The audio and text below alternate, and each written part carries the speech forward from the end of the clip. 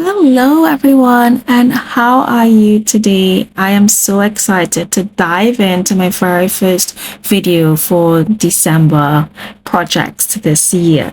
And so I'm kicking things off with a title page for my baby's first Christmas album. I am using the Dear December collection from Layle by Mail, which is being released on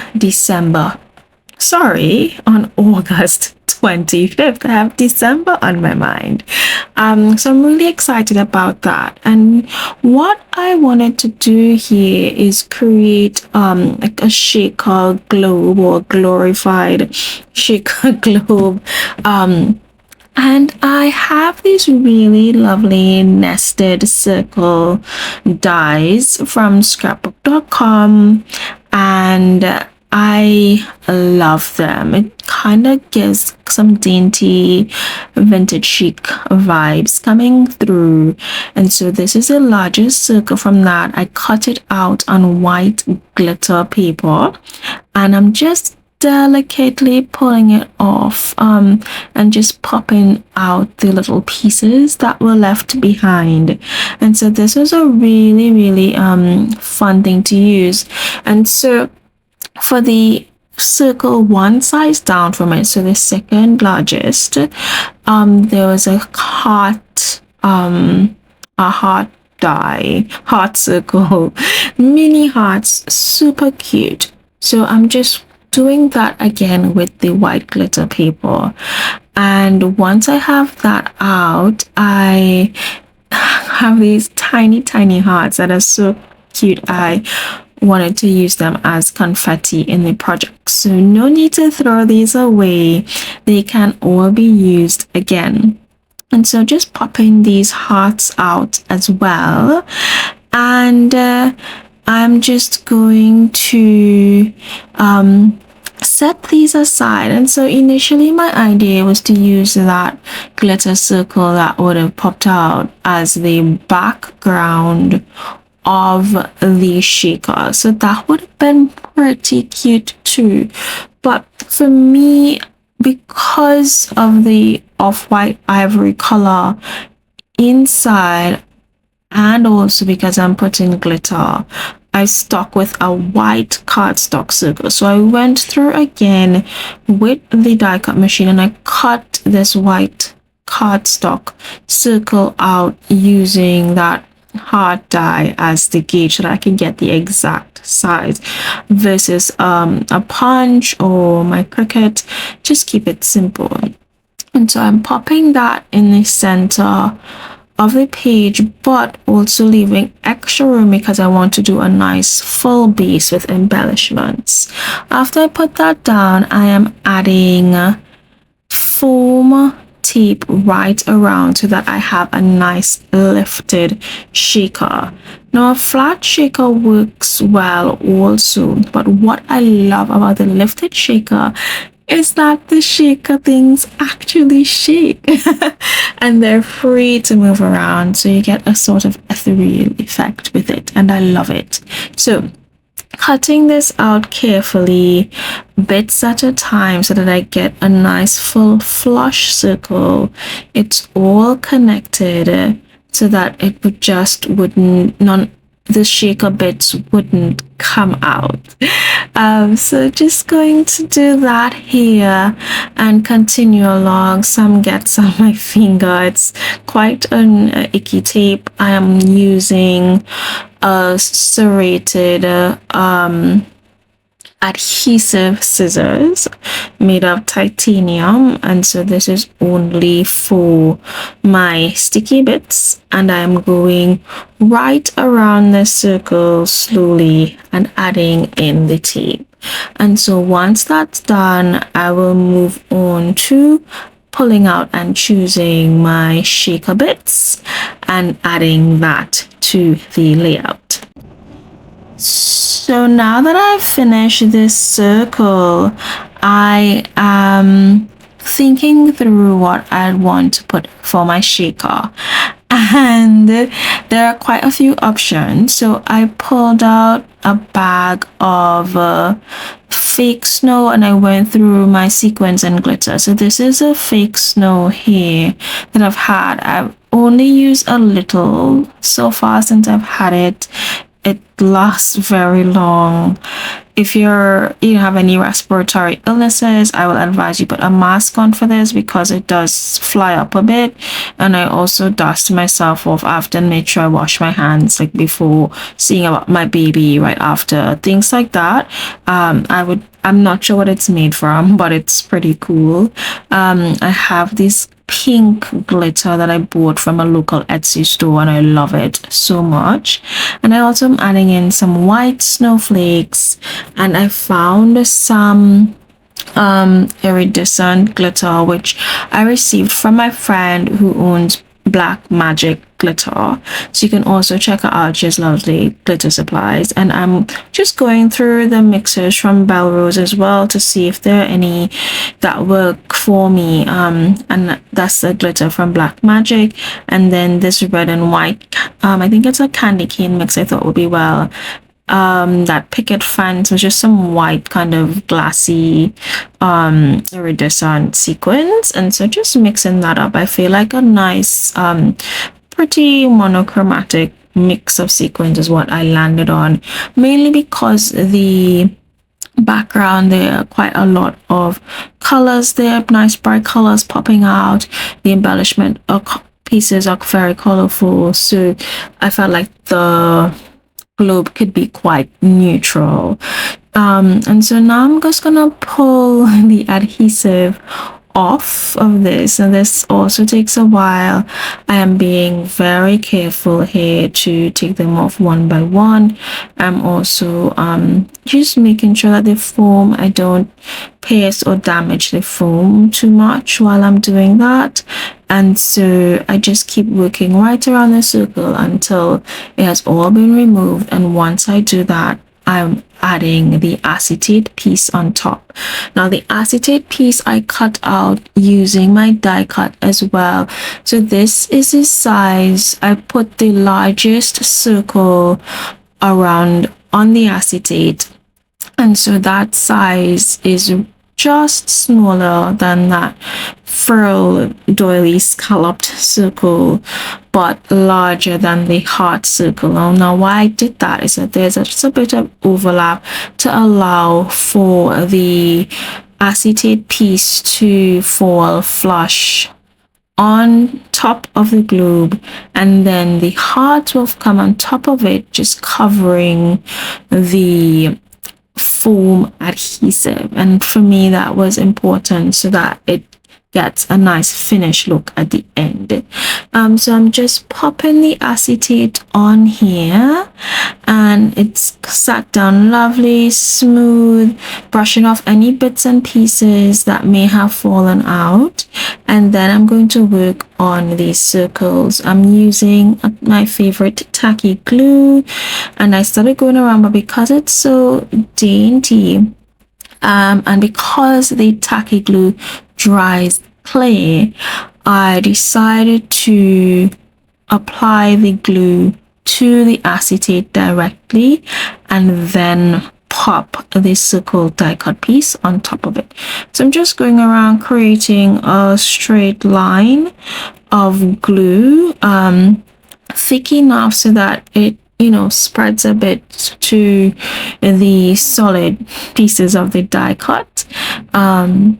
And so I'm really just popping this on right here, making sure everything's smooth. And then instead of using my fingers, I use the back of this paintbrush to tack that down. So I'm just touching through the solid bits, making sure that it's flat down before it dries. And then I'm going to add this outer die cut piece to it. This as well is quite a dainty piece and quite difficult to add the adhesive directly to it, so I also decide to add the adhesive to the paper after trying a bit on the doily. So I'm just doing it very close, flush, and almost underneath the clear the perimeter of the acetate. And so once I do that, I go in and just gently and smoothly just pop it in, and it's almost under, because the size of this piece when it goes flat, because what happens is the acetate is not wide enough to fit the doily piece on top of it, so it actually goes under the acetate. So the layers would be the background, that doily, the foam tape, and then the foam tape lifts the acetate and the white die cut, just to get an idea of how that layers on the page. So I'm just making sure again that that's flush, using this paintbrush to just tap down and make sure that it's all flat. And I really love how this is turning out. And so now it's time to assemble and position the embellishment. So my initial idea, I have the nice kitty cat with that pile of packages. I think that's so cute. And then I wanted that floral swag as well in the center, because I believe initially I probably just wanted to use a floral swag in the center. I am a sucker for floral swags and Christmas flowers. But then when I started pulling out all the embellishments, I'm like, oh yeah, I love this. So they're all coming with me on this title page. So I'm using some foam squares to pop that on, because it is, at a thickness due to the shaker. And so those are the perfect height, those foam squares, perfect height for that foam tape that I did earlier. And then I put foam behind the snow globe as well, but then the flowers and Santa and whatnot, they kind of fit flush on top of those other two. So I'm building the embellishments up. So I'm just going through this and making sure that this is how I want them. For me, this is the part that I probably take the longest with, because I'm wanting them to be in the right position and whatnot. So bear with me as I make sure that all the embellishments align. And so I think I do the rest off camera, because I realize that I'm fidgeting with it so much I stopped recording. So once I've decided this is it, I'm going through now and adding the rest of foam squares. So popping and making sure as well, because I don't need foam squares on the parts of the embellishments that are on top of the shaker, but I do need them for the lower parts to lift them. So just being mindful before I put the foam squares down that I do check these things. So I'm checking out to make sure that there's enough space on the left hand side to punch holes without pressing on the die cut. And then I'm putting a foam square on the base of this flower, but not on the top or on the sides where it interconnects with the kitty cat. I mean, for some people, that may be nice too, to raise the flowers up off of so that would have been a double foam behind the lower bit and then one piece of foam on either side, so that would have been lifted off of the car. So it just depends on how much dimension you're wanting to work with for your project. For me, this is perfect, and I'm just tucking in the reindeer hanging out with Santa, some flowers, the kitten is doing the reindeer's job, bringing the gifts. And so now at the end, I am adding in the final embellishments. So I found these tiny gold alphas, and I would link the products below once they're still in stock and I can find them online. But I'm popping in Baby's First Christmas for this, I guess, the title of the album, so that, when we open the album or it's on the shelf, when we open it up, we know it's a Baby's First Christmas album.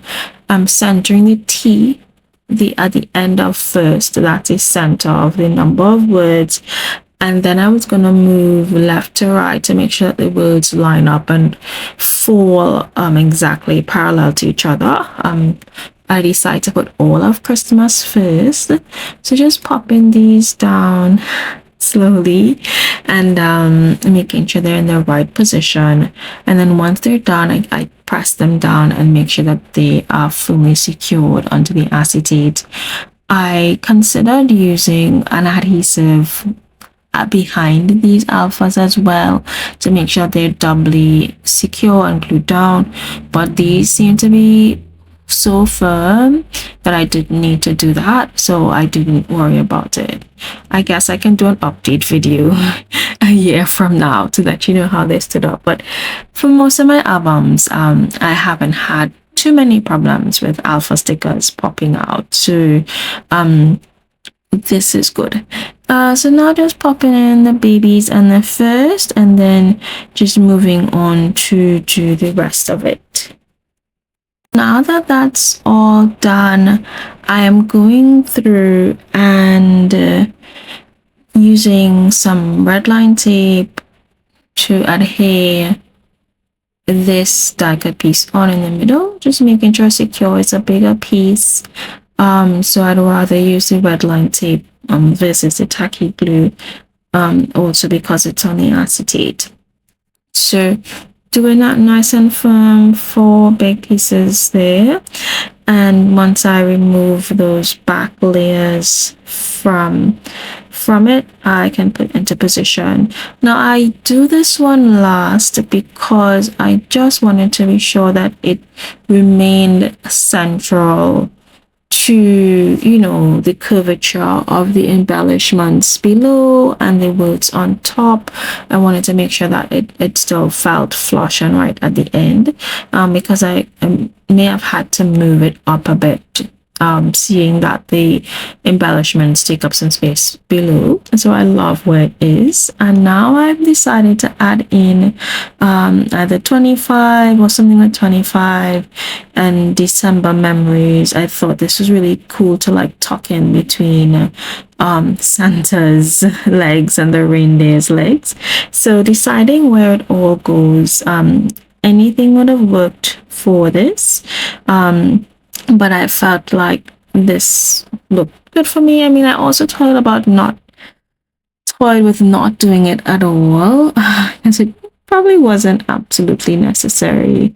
But I decided that's probably more of like a dated title to get an idea of what the focus of the album is, because it's not a daily album. It's simply a collection of stories around my daughter's first Christmas. And so what I love about this is that I plan to do these stories over the next few months. So for example, I already have like her Christmas wardrobe. I bought most of those things last year when I was pregnant with her. I got matching pieces for with my son's current, like his Christmas items that I knew he could still wear this year for Christmas.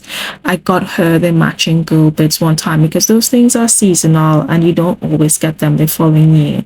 So as much as I could match and things that were still available, I got some of those pieces. And so I was thinking I could do a story about her Christmas wardrobe, because I have those already.